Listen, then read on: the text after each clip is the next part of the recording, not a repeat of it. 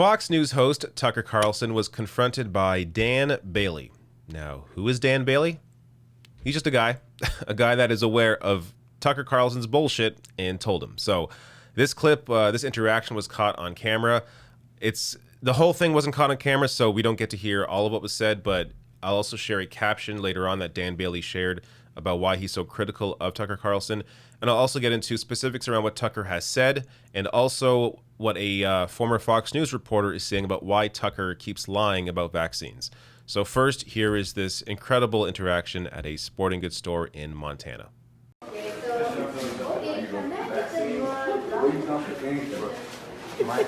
even get my I don't care, man. Okay, just dude, you are the worst human being known to mankind.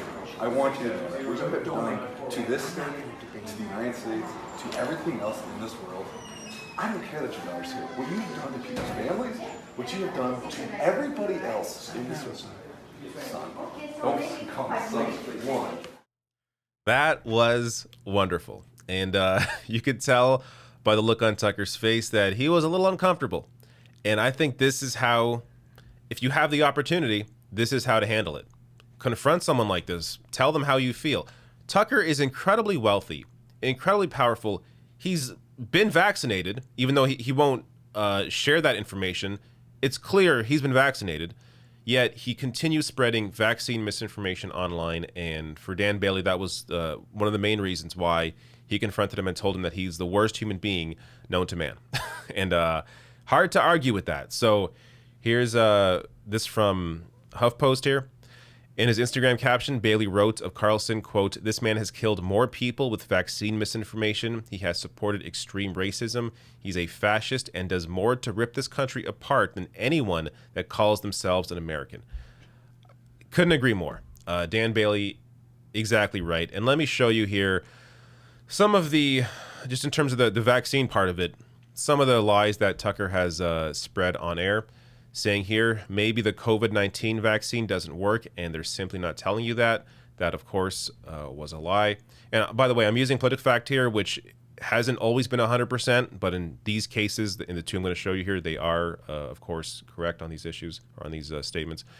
Tucker here also said on May 5th, says, quote, "Between late December of 2020 and last month, a total of 3,362 people apparently died after getting the COVID vaccine in the U.S. The actual number is almost certainly higher." Also a lie. He got this information from a database that was unverified deaths. And also on top of that, you can get the vaccine and then, get in a car accident and die. So just because you die after getting vaccinated doesn't mean it was because of the vaccine. Maybe you got in a car accident, maybe you died of old age, whatever it is. So, and again, on top of that, where this information actually comes from, this data, it's unverified deaths. So it didn't even make sense to reference this to begin with. But that's another example. Here's another one. Tucker Carlson contradicted his Fox colleagues, telling viewers to ignore medical advice on television after hosts promoted COVID-19 vaccines. So even though some other Fox hosts, including Fox and Friends, Sean Hannity even, have now encouraged people to get the vaccine, Tucker still on those same days pushing vaccine misinformation because, well, it gets ratings. And that's where we get to this here from CNN. They had on an ex-Fox reporter discussing why he thinks Tucker does what he does. I think I know the answer, but I want to know from you, why are hosts like Tucker Carlson doing this? It's about ratings. Just money. And ratings ultimately become revenue. And that's the name of the game. Whoever gets the most clicks on social media makes the most money, gets the most fame, gets the most attention. And that type of activity is not journalism. It's not news. It's gaslighting. It's propaganda. I mean, just last week, new infections went up 70%. And according to the CDC, the NIH, which oversees the CDC, it is absolutely 99.5% of those infections are people who haven't gotten vaccinated. I mean, come on. Anybody who disputes that sort of stuff is putting people's lives at risk and potentially killing them. And even families that have stopped talking to one another, it's time to try to have a conversation with your loved ones, even if you disagree with them. Make sure that they understand that you're worried about their health. give them an opportunity to hear some truth.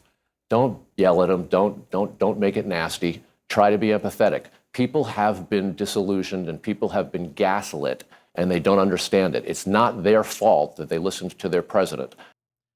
So that was ex-Fox News reporter Carl Cameron. And as you said there, yeah, Tucker does this for the ratings. At the same time, aren't you sort of killing off your base? It doesn't make a whole lot of sense.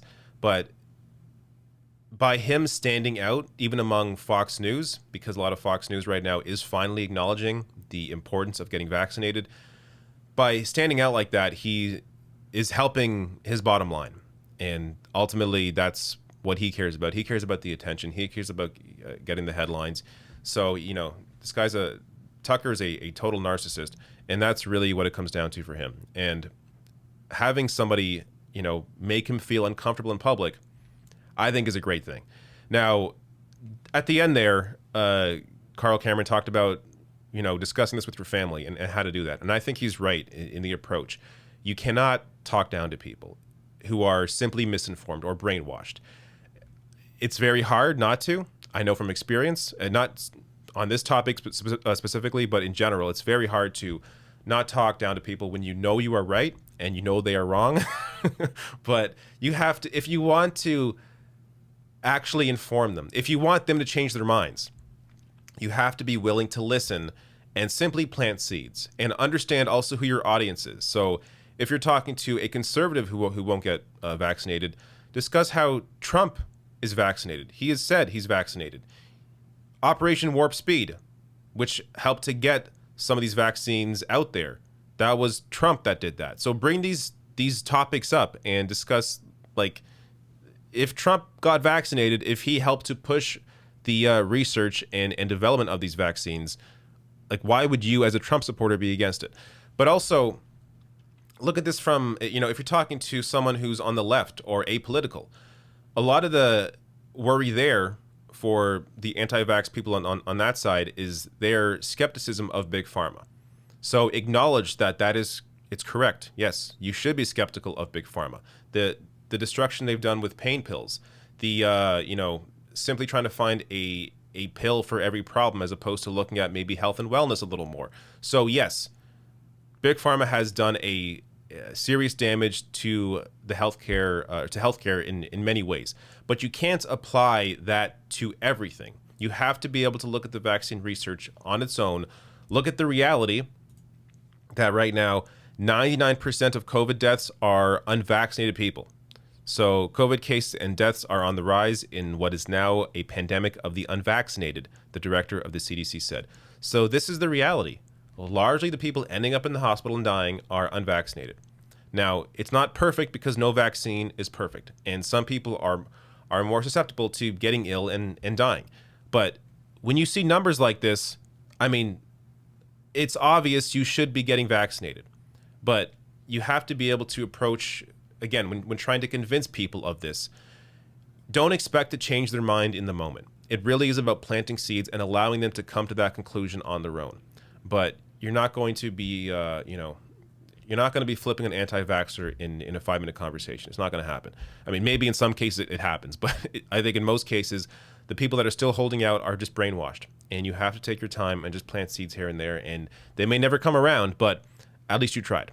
So it's important to understand the facts here. And just another data point, Texas has seen nearly 9,000 COVID-19 deaths since February. All but 43 were unvaccinated people. So that is, data shows 99.5% of COVID-related deaths in Texas were among the unvaccinated. It's all there.